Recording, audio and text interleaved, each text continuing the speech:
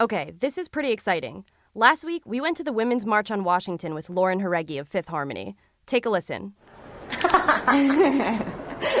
Okay, I am here in a random hotel with Lauren Jauregui. Literally in the corner somewhere. We are in a we're literally sitting on the carpet in a hallway because you don't have a room, but we're just sitting here Legit. drinking a glass of wine together. Hey. And we just went to the Women's March on Washington, and we're both like glowing. We're literally just talking back and forth about how amazing it was. It's so good. Okay, for everyone who wasn't there, just like set the scene, like tell me like what you saw there. Jesus. Well, first of all, there were millions of people, just genuinely, there were over 1 million people present, men, women, and queer folk alike, like every single person, immigrants, races, genders, sexualities, just such a wide range of human beings all coming together for the exact same purpose, which was just love and acceptance and justice. And Yep. I thought that was just, I mean, the whole entire energy was so electrifying and so inspiring and so peaceful and so loving. Like everyone, just the way they were with each other, the amount of people there were, the amount of like bodies I saw in the streets. There was like this one guy that was doing like an interview / like broadcast during it, and he was talking to his counterpart, and he was literally like, it feels like they're just making carbon copies of people and just keep sending them out. Because it was like millions of people, like hundreds and thousands of people walking and marching in the name of our rights. Yeah. Which is so, for me, it just made me feel so like safe. It made me feel so empowered, and it made me feel so happy that I wasn't alone. Yeah. Because in my brain, I was alone. In my brain, I was know. like, how can nobody see this? I know. This is so unjust. This is fucked up. I Yeah. can't believe the majority would think that this is okay. I know. And what was proven to me today was that the majority does not think it's okay. It's the majority crazy. marched against the regime without an ounce of negativity. Zero negativity. I know. We were just talking before we like started recording. We were saying, like, you're walking through the crowd and you're just like, excuse me, sorry. Like nobody was mad. Everyone was so happy. Nobody was and it was mad. just like, oh god, it was so good. It Everyone was was so so good. empowered. It really, yeah. Ready to help each other willingly and just there for each other. I sparked up so many conversations with random strangers. Same. Just because I liked their sign. Yeah. Or I liked what they were shouting. Yeah. Or I liked what they were, their presence and Right. their spirit. You know what I mean? It was just like, I met this one woman who was a mother and was with her son from Florida, actually. Literally, her son went to Ransom, which is a neighborhood school to mine. You just attract Floridians. It was crazy. We were literally in a line at like this place called Paul's, like getting paninis. Like, Yeah. because we were super hungry, and they were right behind us, and we saw that their sign said like Florida United for something or other. And she was a teacher at Mass Academy, and she was just so powerful and so empowered, and she was just preaching to us, like with her son right there, who was right by her side, and it was just, oh my god, it was just so beautiful. I can go on forever. I know. I wish It was gnarly. I wish that man. you could like see us right now. Like, I know, like your face is red. Like I know, just overwhelmed with happiness. It's nuts. Okay, who did you go to the march with? I went with my best friend Natalia and her Cool. sister and her friend Andrea, and it was just the four of us. And her little Andrea as well. Like there were two Andreas. There's But then- two Andreas. But then the second Andrea had to leave because she had another commitment. But Right. the four of us literally were together the whole day. It was such a positive energy. We had so much fun and so much like. We were just so happy. Yeah. Like we kept looking at each I other know. with these dumbass smiles on our face, like, oh my god, I can't believe this is real. Wow, this is electrifying. Wow, this is so special. I can't believe we're here. It's like a kid at a candy it store. was literally. I Like, felt like the same way though. Like honestly, like I think everyone felt really, really scared. Not everyone, obviously. But, no, like, and after then the the election. whole and the whole era about even going to the march, like so many people were apprehensive that there was going to be violence, and so many people were apprehensive that the police were going to be super resistant and all that kind of stuff. And there was none of that. No. I didn't see an ounce of that, and there were more people there than there were at the inauguration. Yeah, I didn't see any pushing. I didn't see anything. No like- shoving, no pushing, No cops. no confrontation, no verbal confrontation, No. no nothing. like just genuinely nothing. Like I just saw nothing but pure I love know. and positivity. I had some Uber drivers ask me like, do you think it's going to be like violent? And I was like, honestly, no. This was like before I was like, and I didn't even think so. No, I was like, everyone's in such high spirits. I knew in my heart that like everyone that was coming together today, there's no way that there could be violence because that's the exact thing we're protesting. I know. That's the exact thing that we refute and we refuse and we resist. That it's that violence and that hatred and that bigotry. Like we're not part of that. We are the resistance. We are the opposite. We're the opposing voice. And it was just so exhilarating to see how many of those voices came together. Like it was just nuts. Can you tell us why you marched? If you could even sum it up. Oh my God. For so many reasons. I'm a Cuban American bisexual woman. Right. So at the end of the day, like enough said. I was all of the things that were being resisted. Right. I marched for reproductive health. I marched for the LGBTQ community. Like I marched for myself. I marched for my family. I marched for my friends. I marched for women in general. Like I just feel like there's such a power to our voice and such a power within ourselves that we have yet to fully reach the potential of. And I just thought it was so important. Like I literally flew out here. I knew there was something going on in LA, but I knew that I wanted to be at the Capitol because this was a historic moment that I needed to be a part of because I'm so incredibly passionate about every single one. I marched for Planned Parenthood. Yeah. I marched for the sake of people understanding that their rights are important and that they're valuable and that they're valuable, and no matter who you are or where you come from or what gender, race, religion, whatever the fuck label you put on yourself or they've put on you, you matter and your voice is important and you are an American citizen regardless of whether they want to acknowledge you or not. Like we are here and we're American and we're ready to fight for our land. So true. Because those are the values that founded this place. Like on Lady Liberty's thing, it's literally just all about inviting immigrants and understanding that they're the base of this country. Yeah, it's really crazy, and I thought it was really comforting to see. Was this your first ever march or protest? Yes, it was indeed. I think it was a lot of people's. Yeah, it was my first time actually getting to the streets and being able to,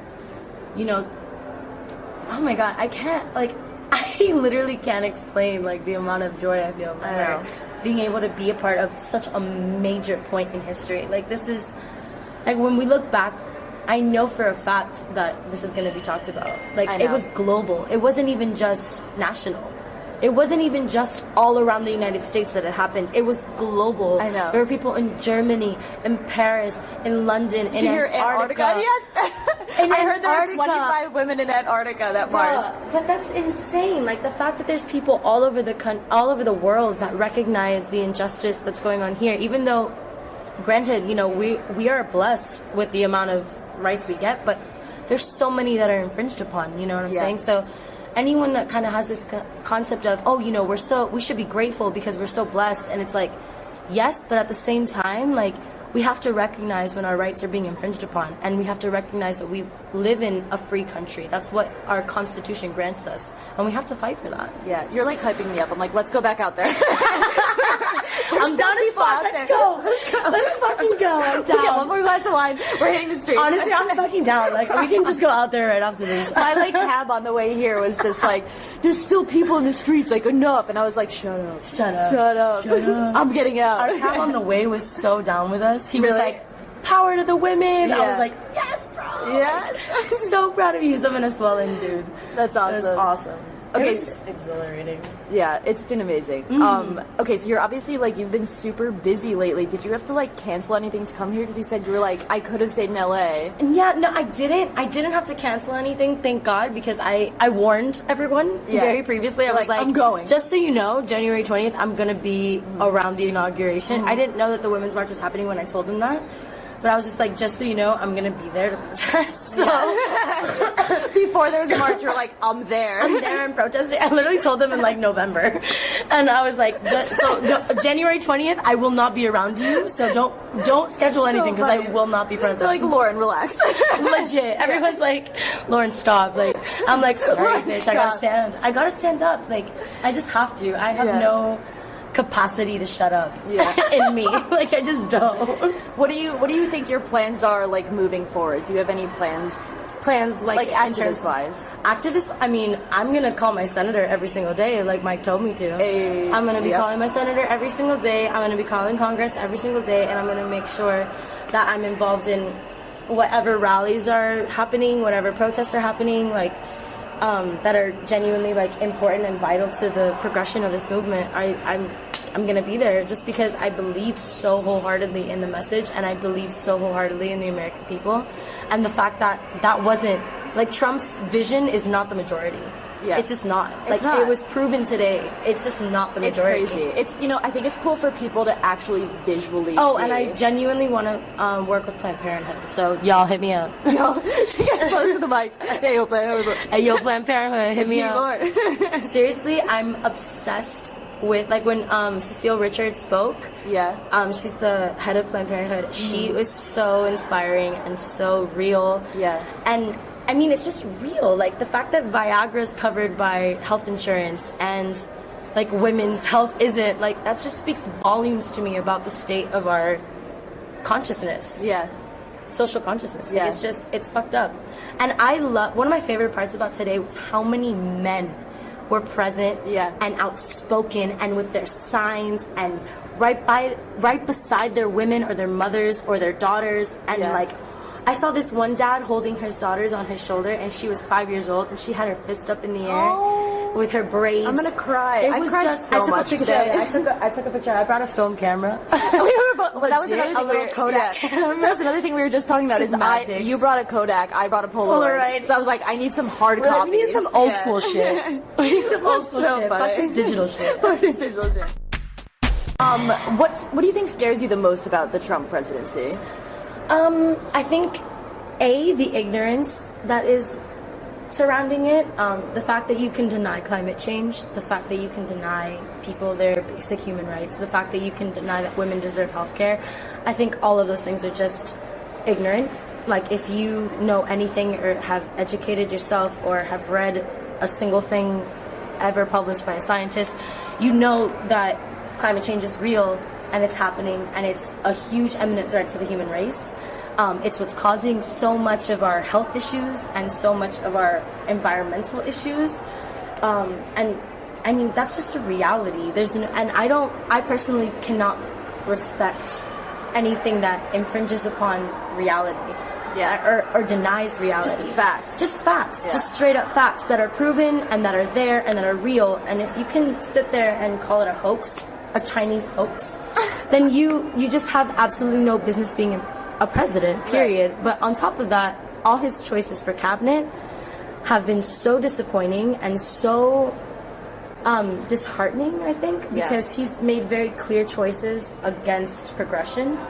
And that, to me, is an insult to our existence, because humans evolve. That's what we've been doing since the beginning of time. And so any step right now is, I feel, a step backwards towards, like, this whole Make America Great Again. It was never great to begin with. We've always had to continue to progress and make it better. And that's been the case since it was founded, And it was founded by immigrants, you dumbass. I love when you get close to the mic. I'm talking to you. Yo. I'm talking to you. Do you think that you would still be doing this if you didn't have a platform to do it? Absolutely. Without a doubt in my mind or heart. Like, I know for a fact that the only reason I was even given this platform by God was because, like, this is what I was made for. Like, I was made to be an activist and to preach. Yeah. I'm so passionate about human rights. To be completely honest, I feel like I'm even more passionate about that than music sometimes, which is such a statement, because music is my soul. So I feel like I was blessed with this platform for the sake of being able to speak out and to stand up for anyone who needs a voice. Yeah. I was given a voice since I was little. I've always been so outspoken, and so, like, I would always be told, like, you're too honest, like, you're too much, you're too black and white. And I was just like, fuck it, like, I'm black and white, because there's black and white. There's grayness, of course, but when it comes down to it, right and wrong is black and white. There's no, like, I will respect your opinion as long as you're educated and as long as you know what you're talking about and your opinion doesn't infringe on the rights of other human beings. Right. Because if your opinion infringes on the rights of human beings, it doesn't deserve respect. Yeah.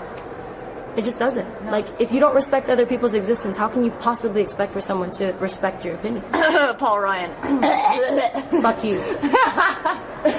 Dude, I just want to say, like, from point of view as a person, but also a friend, like, I am so proud of you. Like, I just feel like you've had, like, such a crazy year. I mean, like, your Billboard article, like, made me cry. I showed it to my mom. Thank you so much. And it's just, I like, wrote that literally in 30 minutes because I know was you so did. pissed I know. about who Trump elected as the secretary, the attorney general. I'm so sorry. Like, I saw that he elected a racist senator, and I was so aggravated. I was like, Jeff if you look at my Sessions. phone, it was a note in my phone that my lawyers had to like take dots out of and like fucking capitalize shit and be like, Lauren, maybe you can't say that word, like, you know?